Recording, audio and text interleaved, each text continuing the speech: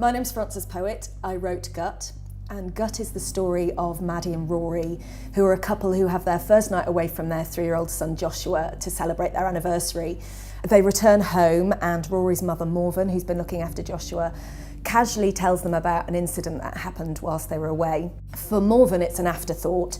For Rory and Maddy, it's a bombshell and prompts all sorts of questions for them about whether their son has been harmed by the incident, and going forward, how they can keep him safe in a world that is full of potentially harmful strangers. It's so precise, the writing, and it really articulates that kind of journey through the sort of psychological journey. I think it's a sort of psychological thriller in some ways, of what happens if you start to listen to those voices. Where does that lead you? What happens to your sense of sanity?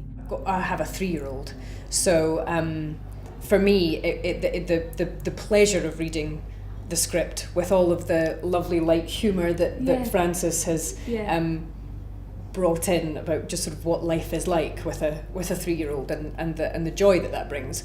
But also I connected so deeply with the darker side of things and the fear and the paranoia. The title's revealing because it's about instinct. It's about what deep down in your belly, what's the best thing to do in this situation, and can you rely on that? Is that a thing that you can rely on or not?